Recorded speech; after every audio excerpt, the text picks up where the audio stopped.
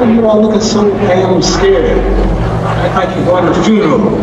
I'm the one fighting. But fear is a choice.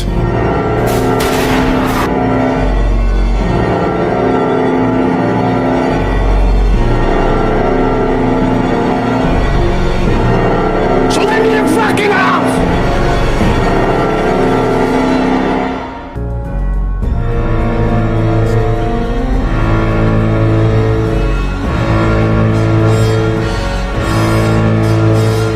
I have no fear whatsoever of anybody or anything.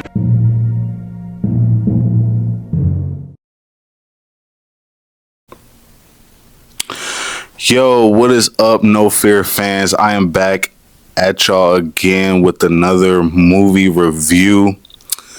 I am fresh out of the movie theater from seeing Sinners. Woo! Sinners. Wow. Ryan Coogler. Directed by Ryan Coogler. Written by him. Produced by him. Man. A lot to discuss. So this first half of this video is going to be a non-spoiler review. So, it's safe to keep watching for those that are viewing this right now. Sinners. Wow. A lot to discuss, people. A lot to discuss. Let's go. Let's get into it. So Sinners is a movie about two brothers by the name of Smoke and Stacks, both played by Michael B. Jordan. And they are pretty much on the verge of, coming from Chicago and pretty much going back home to Mississippi and, pretty much starting their own business, a juke joint to be, specific.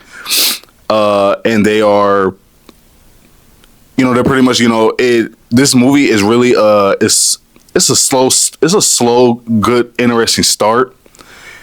But these brothers, they have really different, you could tell they're twins. They're the same pretty much, but, one is more so outspoken than the other one just a little bit. They're both the same for the most part.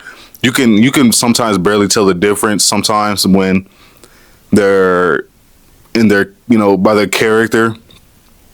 I gotta start by saying Michael B. Jordan did a great job. His southern accent was damn near perfect.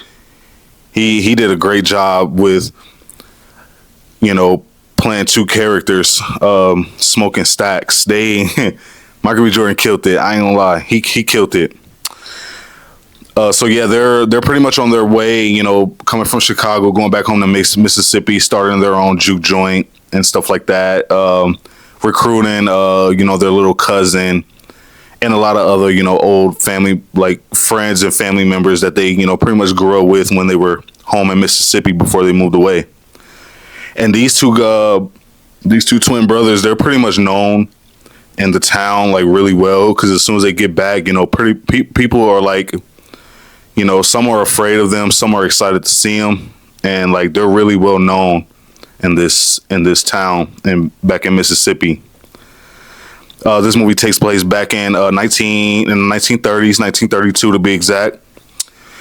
And this film really touches base a lot on music and culture and blues music and just the evolution of where it starts from, back then, how music was back then. And Ryan Coogler, he does a good job of, showing the evolution on how, music has changed over the years and, from then to where we are today.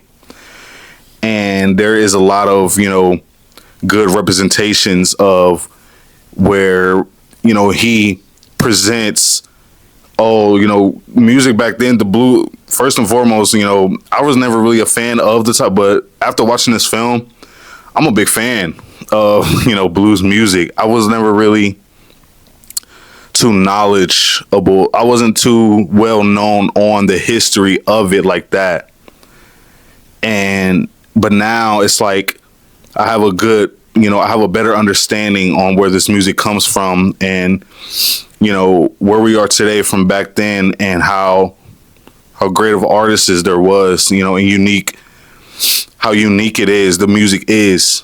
And Ryan Coogler, once again, he does a good job touching base on that and stuff like that, the new era and stuff like that.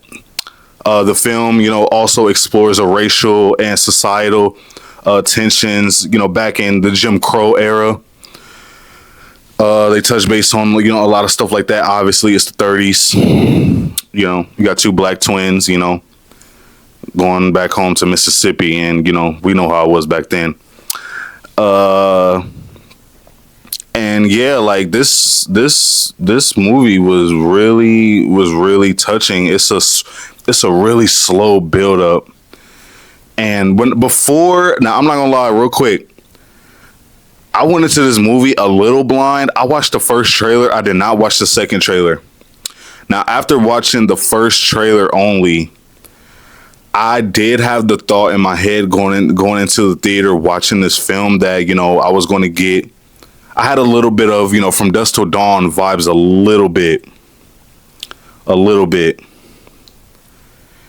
Now, this movie is, obviously different era, different time. It's very different, obviously, but it's very unique. The build up to where we get into where we really here to see, these vampires and stuff like that.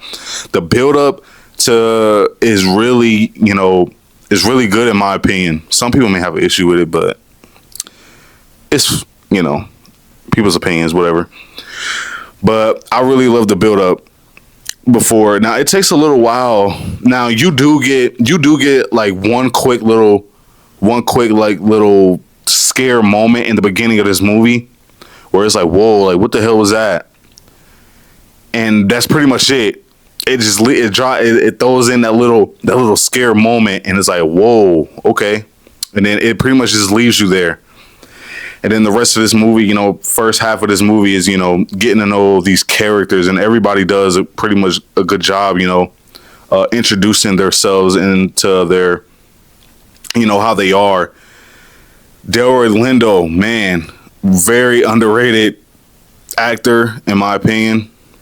Very underrated. Should have an Oscar, but Delroy Lindo, man, his character did a great job as usual. He doesn't disappoint. And Preacher Boy, by their little cousin, Smoking Stack's little cousin, Preacher Boy, he does a good job. He has a lot of like moments in this film where he's, he pretty much takes the show on. Like, yo, he does a good job, with his singing, his talent that he has, and he does a very good job, stealing the show pretty much, with his talents, his guitar playing and his singing. Like I said, this movie touches base a lot on like music and the culture of, the blues and stuff like that back then. And so finally, when like I said, the buildup is really slow to now. These vampires in this film are very different, in my opinion, from other like kind of vampire, like other movies or shows I've seen. I think these vampires are more unique. They're like a little, I would say a little smarter in a way, in my opinion. Like, they have a lot more character. They have a lot more, knowledge and a lot of other things. And that was very unique as well about the film. When these vampires do come, it's like, whoa, okay.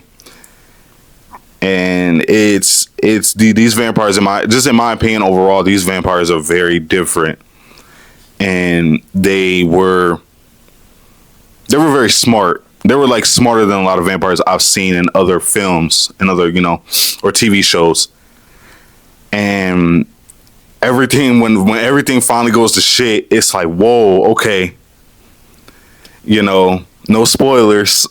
When stuff finally goes crazy, the tension, the cinematography, everything was great. Everybody also, please watch this film in IMAX This film was filmed on IMAX cameras. It's best if you watch it on IMAX. So watching it at home, they say, I've heard it's not really the visual effects and everything like that. The color grading, the cinematography is not going to really be the same. So please get up and go watch this at the theater if you can. Yes, I'm a person that's keeping movie theaters open. Hopefully I get some sponsors in the future with that. You know what I'm saying? You know, AMC, hey, your boy. Now, lastly, I'm gonna say everything. Like I said, everything in this movie ties in together like really well. Ryan Coogler did a great job, you know, tying in everything really well. Also, people, when this movie is over, it is not really over. Stay. There is 2 ending scenes in this film. After the credits go off, there's one more. There's 2. And, you know, this is the no spoiler part, so I'll get into that in the second half of this video. So that's really my, like, overall, the vampire scenes I thought was very great. The fighting scenes between, you know, everybody, you know, Smoking Stacks, they did a great job showing, like, you know, showing the little bit of differences in the brothers and the characters. Michael B. Jordan does a great job. How Ryan Coogler, how they did this film was crazy good, because it's like, damn, like I know it had to be a lot of scene taken. Like, I know Michael B. Jordan had to do like probably like 8 different takes per character, and whew, that's a lot of work. But overall, man, this film is a must watch. This film is a must watch. I really got no complaints really about this film as of now. Like I said, I'm just getting back from it, and I'm kind of in, like, you know, just wow shock mode a little bit on this film, and it was very good. Going into this blind, you really don't, like, you kind of don't know exactly what the hell is about to happen when they're at the juke joint. Everybody's dancing, having a good time. These white people, you know, just show up, and you're just like, wait, what is happening? That's kind of what some people would be like. But when everything goes to shit, it's very great. Not too many. I got one little complaint, but it's a spoiler complaint, so I'm gonna save that for the second half of this video. So, ladies and gentlemen, Sinners, I rate it, I'm gonna say probably like a 9.7 or 8. It's damn near perfect, in my opinion. It's damn near perfect. That is my non-spoiler review on Sinners. Great film. Cinematography is great. Acting is great. All the characters did a great job. No complaints on none of the sound was pretty good. The music was good. The music was incredible. The build-up, the slow build-up was incredible. I loved it.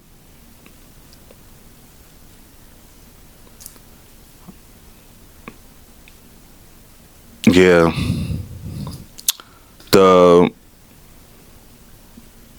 Everything, really got no complaints. The warm tones and the cinematography, man, was, you know, took me by a storm. It was great. Gotta go see it in IMAX. Yes, people, please go see this film in IMAX. It is 2 hours and 17 minutes long. Go check it out in IMAX. Yeah, I say a 9.7.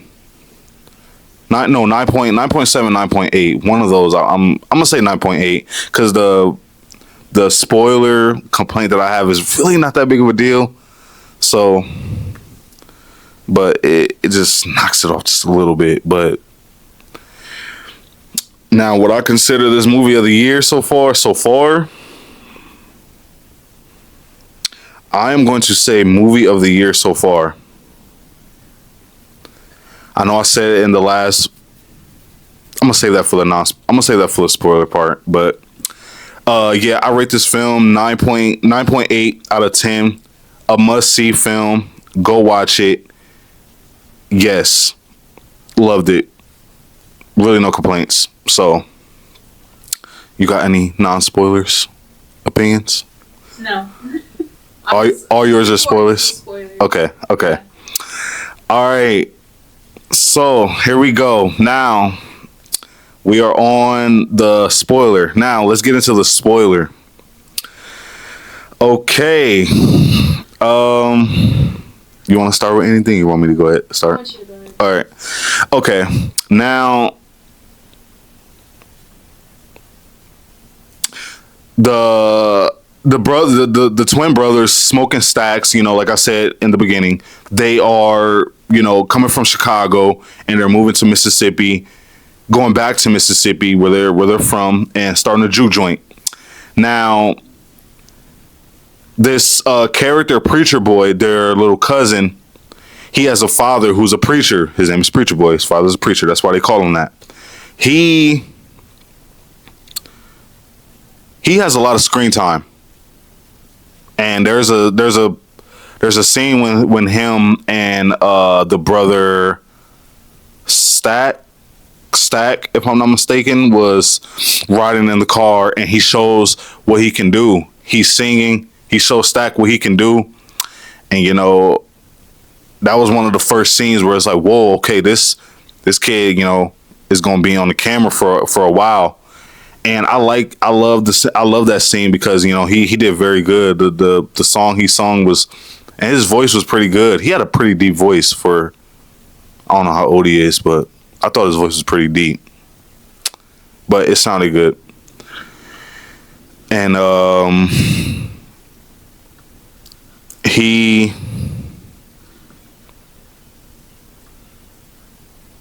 one sec.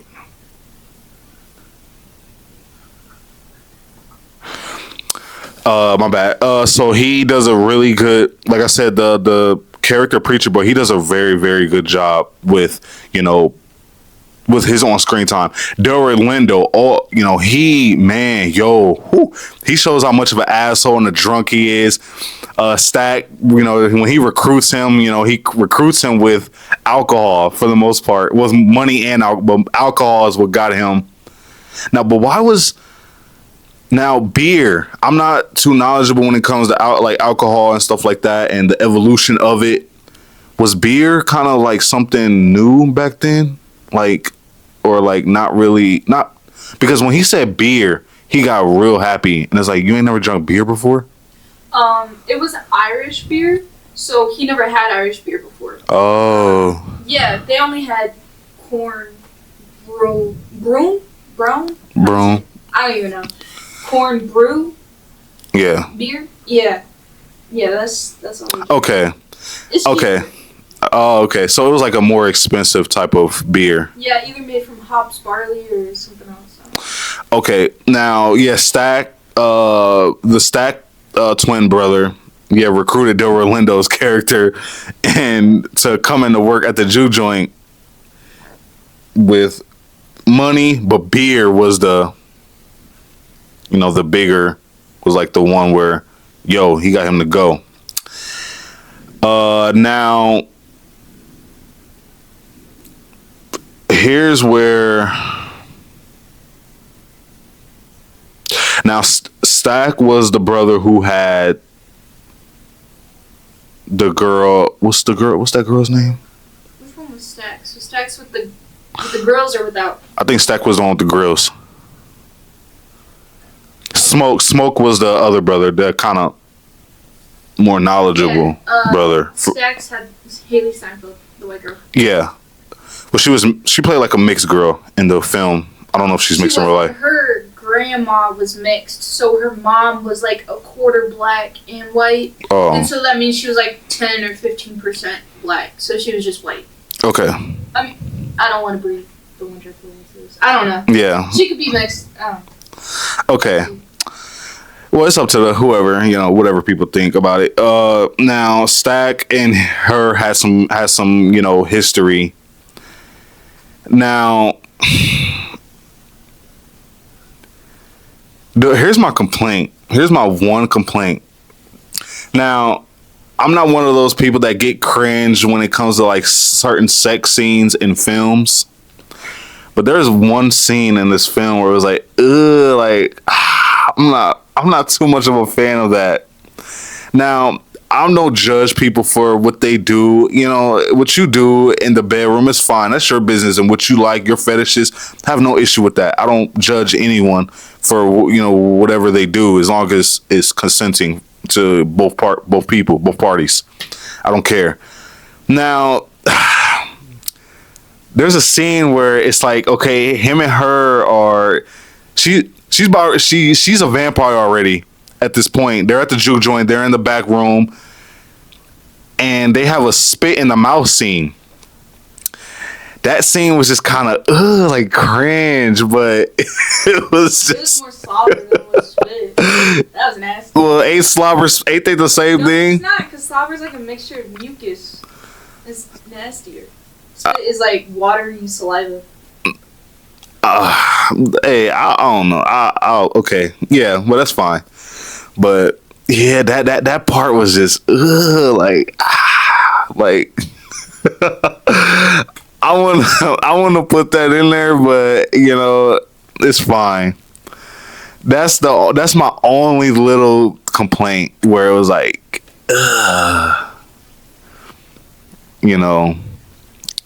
that's my only. Now I just had to get that out the way. Now, like I said in the non-spoiler, these vampires are they seem very smart. There is a scene that was very, that I kind of liked. They had the Native Americans in kind of the beginning of this film, where they're like the vampire hunters for the most part. If I'm not mistaken, they were like vampire hunters. And, they pretty much hunted these vampires during the day. Now, the main vampire by the name of Remick, played by Jack Oaknell. I don't know how to pronounce his last name. He does a great job, and he's pretty much running to this other white family's house, and he's trying to get help, pretty much. And these Native American, vampire hunters are after him.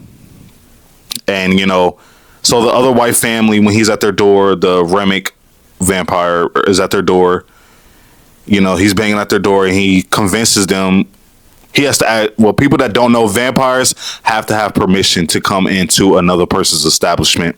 They can't just walk in. They have to get your permission. So you have to welcome them in. So he's pretty much spending a little bit of time trying to get in their house and get safe, and, from these vampire hunters, which played by these Native Americans. And when he's in there, the wife, finally shuts the door. By the time she gets to the back, it's real dark in there. It's about to be dark, And when she gets to the back, Remick, he pretty much already turned her husband into a vampire, and she gets turned into a vampire. And that's kind of how the little three crew, vampires start. From when y'all see in the trailer, they're at the door and stuff like that. That's kind of how that crew kind of started. And I liked that scene. It was very, it was entertaining, is for the most part what I got to say about that. And from then on, how they turn everybody was funny, was crazy. Now, there was one more scene where it was, okay, Cornbread, the character Cornbread by Omar Miller. When he gets turned into a vampire, when he gets turned, how he gets turned. Okay, he goes. He's pretty much Cornbread is pretty much at the door, making sure everything outside is secure. He's pretty much kind of like the security at the door. So he goes for a restroom break. This is towards the end, like towards kind of the end a little bit, and he has a little restroom break, and he gets turned. Now on his way back, nobody is really. Stack has already been bitten by what's her name? What's the girl's name? Oh, by Mary Haley Steinfeld. Yeah. By the name of Haley Steinfeld, she plays the character Mary. At this point when Cornbread is about to be turned, she is already bitten Stack in the neck on the ground in the juke joint. Now, on the way when Cornbread is coming back, he's like acting all weird, and they try to figure out what the hell is wrong with them. Smoke by Michael B. Jordan as well is, pretty much asking him like, "Where you been? You were supposed to be at the door. You left this drunk by Delroy at the door." And stuff like that. And he's asking for permission to get in, and they're confused on why he's asking. They're like, "You big as hell. You been in and out of this building this whole time. Why you asking for permission now?" Now, real quick. Oh snap! What was Smoke's girl name? One second. I'm trying to look for her.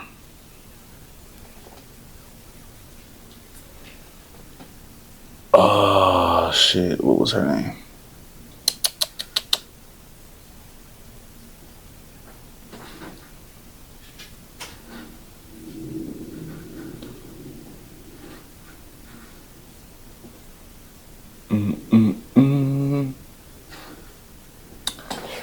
I am trying to find this girl's like real name in real life. I cannot find. Was it Annie? Wait.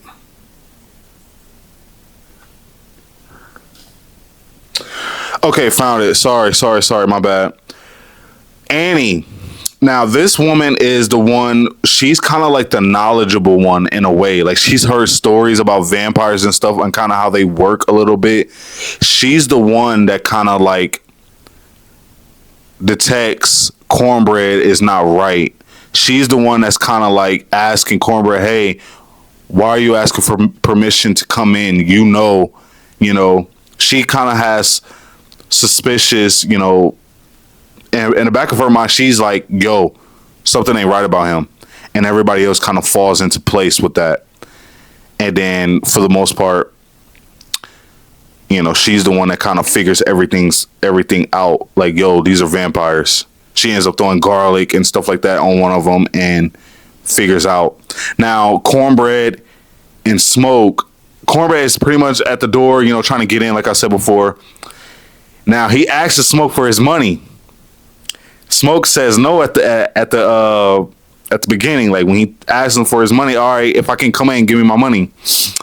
He tells him, Delroy tells him, or Smoke tells him no, and then he finally convinces him, "All right, I'm gonna just pay him so he can leave." Delroy's telling him to be careful. As soon as Smoke, played by Michael B. Jordan, gives him the money, he grabs him like quick. It goes by quick. He grabs him and then just tries to bite his arm, but Smoke he has like military experience and stuff like that. So his reflexes was real quick. Then he ends up shooting him in the face, and then they end up tussling on the ground a little bit. That scene was very intense. That whole door scene was very intense, and it was very good. Cornbread, he did a good job. Omar Miller, he did a good job in this film as well. Everybody did, but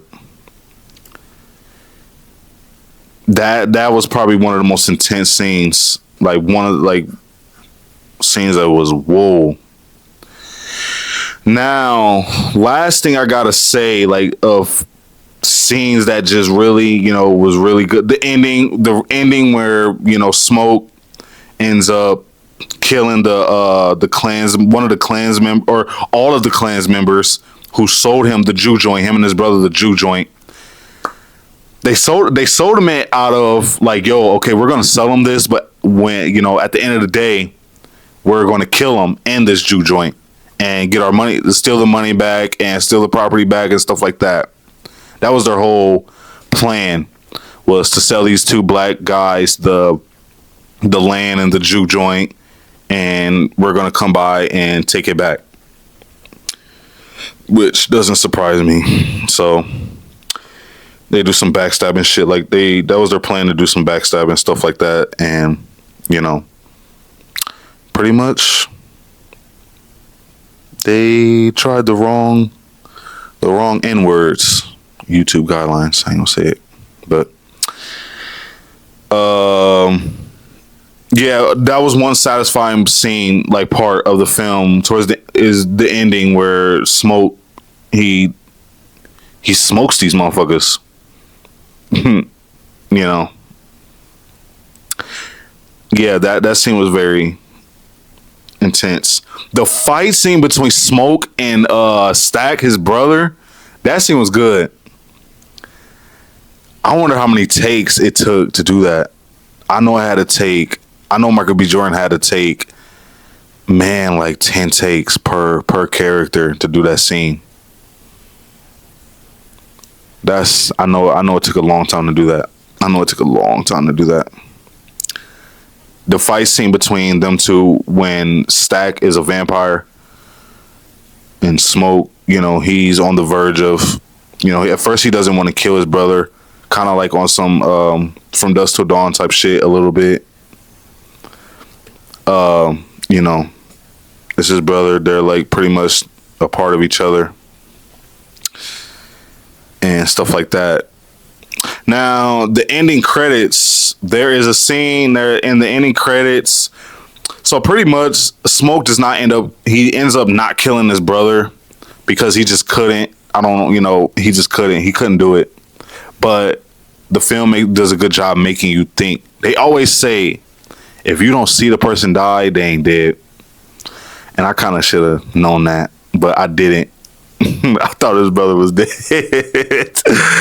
And he ended up not killing him. So towards the ending credits, you see Stack and Mary, the girl that bit him. They walk into this is from 1932 all the way to 1992.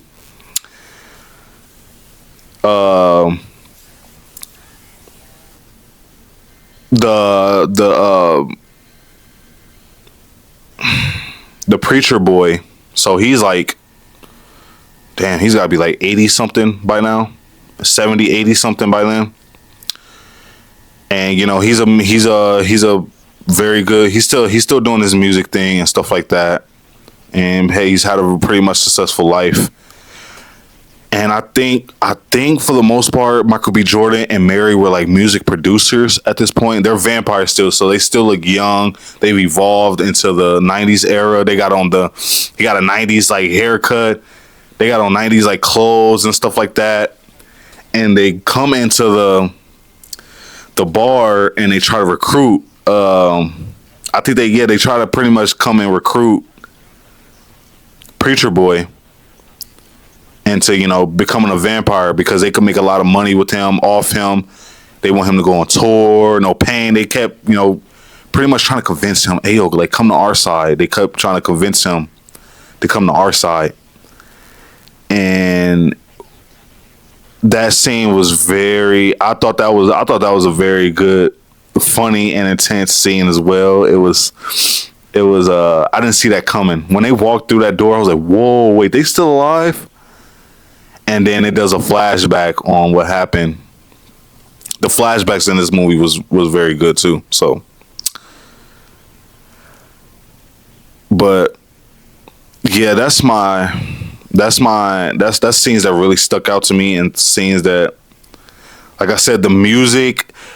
Towards the middle end of this film, there is a scene, where the preacher boy is in the Jew joint and he starts singing with his guitar. Ryan Coogler, man does a great job. That whole scene was intensely good. Now he does a big spin. I didn't see that coming, but when I saw it, I was like, whoa, okay. Ryan Coogler, man, when he does the evolution from the blues to, R&B to rap, from the 30s to nowadays, the styles, the dressing styles from the 30s to the 50s, the 70s to the 90s, early 2000s. He got the crib walk. He got the crib walks in there, like from the style to the dance and to the music. He does like an evolution, type, scene where how music is, the evolution, how music has evolved in a way from then till today. And that scene was I didn't see it coming, but it was very good, and it was touching. And I was like, wow. It was filmed great. It was filmed very, very, very good. Like I said, this film touches base a lot on, music. So, like I said about in the non-spoiler, I rate this movie a 9.8 out of 10. I will say this is the movie of the year so far, in my opinion. The reason I say it's the movie of the year so far over if you've seen my last review, I said Warfare was a 10 out of 10. The reason I put it over that is because there's a lot more touching, like there's a lot more to this movie than to that. I'm not trying to make this a comparison right now, but I'm just saying this movie has a lot more to it than that film. That film was great. It was this movie's way longer, and it has a lot more into it. It has a lot more different topics into it. That was just one topic movie. Very great, very well filmed. 10 out of 10. Way shorter than this film. That's why I got this film over it, because this film touches base on a lot more. It's a thriller. It's a drama. It's a horror film. There's some jump scare scenes. It's some funny scenes. It's everything in the one. That's why I got this film over it. So, yeah, Sinners, in my opinion, is the movie of the year so far. What's missing? Why is it a 9 point? Well, I said my only little complaint that I didn't really like is that spit in the mouth scene really just threw me off. It just really threw me off, and I didn't like that. I didn't like it. Wow. I didn't. Not really worthy of deduction. So I've been trying to think about low key, but okay, I don't know. I don't know if that's worth taking 2 points off. Not 2 points, but 0.2 points off. Maybe 0.1. Okay, let's say a 9.9 out of 10. If I make a 9.9, it might as well be a 10 out of 10. There you go. 9.8 might as well be a 10. Ah, man. It's not supposed to be sexy. Like, okay, She's dead. It's supposed to be nasty. Okay. I mean, yeah, she's dead. She's a vampire. She's dead. But yeah, it's like him wanting that. It's like, nah, I can't do it. Even though he doesn't know she's dead. But still, like I said, I don't have an issue with other people, I don't have an issue with people that like that and stuff like that. It was just like, nah, that was nasty. That was nasty. That was nasty. Yeah, I couldn't do it. I couldn't do that part. Yeah, but Sinners, in my opinion, ladies and gentlemen, No Fear fans, 9.8 out of 10. Must-see film. Movie of the year so far. Go watch it. What's your opinions? Go ahead. Yeah, I thought you were going to end it. I was like, dang, how are you? Okay, so I wrote some stuff down. I'll go through it. Mm-hmm. Okay. I thought, as soon as like the movie began, and I came into the movie without knowing much. I only seen like the teaser trailer, and just left it at that. So when I came into it and I saw Preacher Boy and he had his guitar, or that's what it's called, right? Guitar? It was a guitar. Okay. I was like, oh my god, this.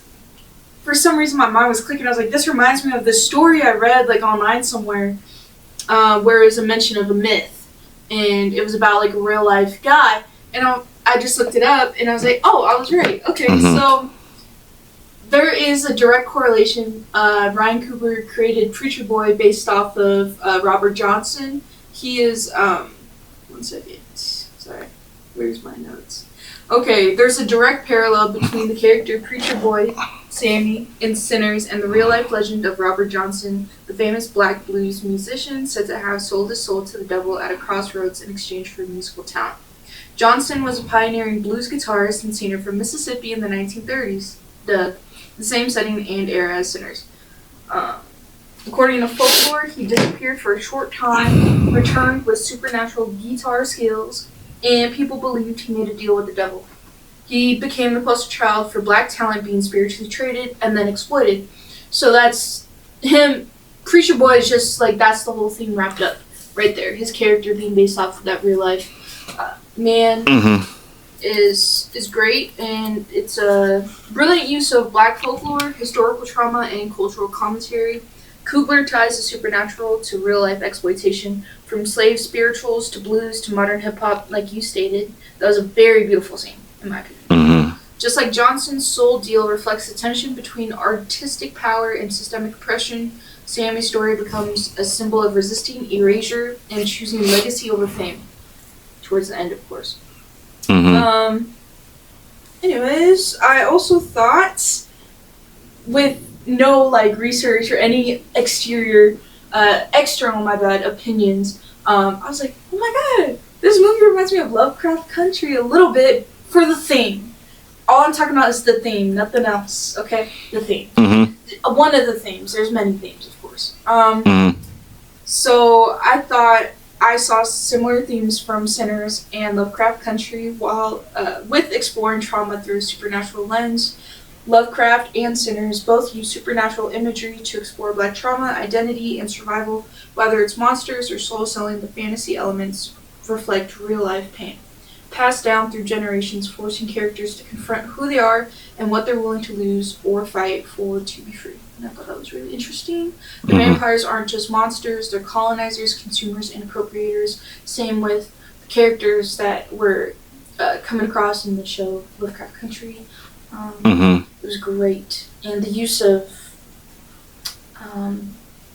both of them share like a multitude of themes within itself, but that could be a whole nother topic, short topic for a different day.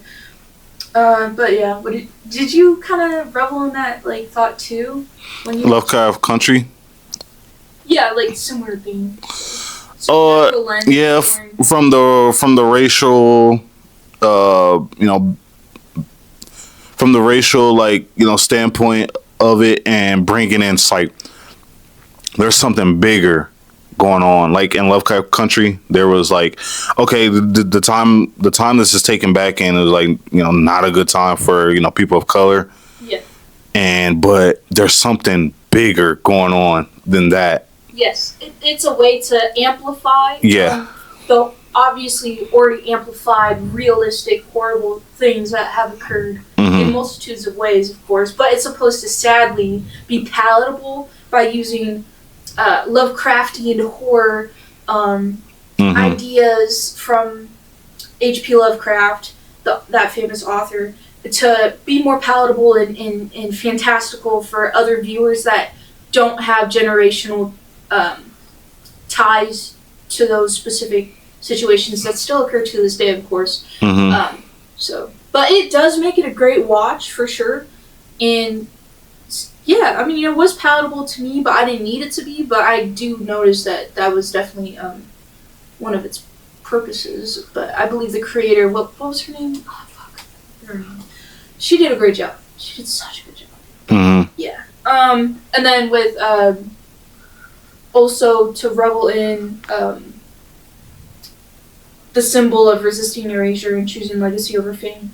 Preacher Boy and his dad telling him to stop playing the guitar, essentially, not word for word. It's not just about the music, it's about fear.